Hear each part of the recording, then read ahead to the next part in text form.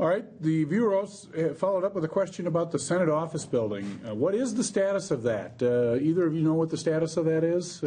We should probably ask our senators about that when they get here, but as long as you're here, did either of you have a comment about that or thought about that? It's been downsized from what it originally was. Well, actually, downsized is not the right term.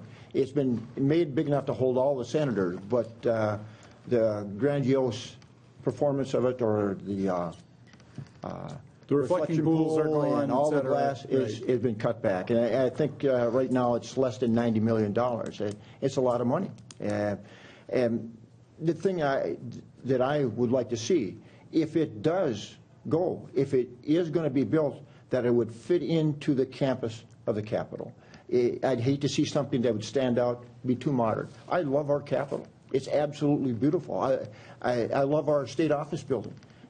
The Senate should look similar, should fit in. Do we know procedurally, Representative, where this is at?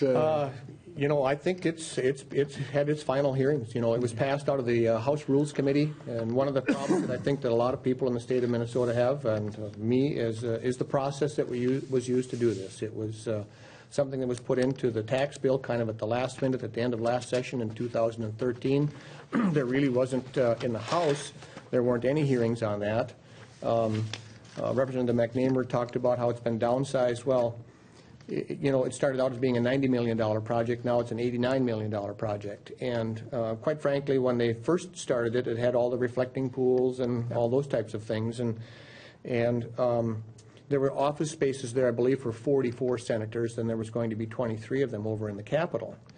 And then there was going to be a public parking ramp and so forth next door to it. Well, now it's been changed in that now there will be 67 Senate offices in the new plan, which is for all the senators, plus there's going to then be 23 offices in the Capitol. So some senators are going to have 2 offices.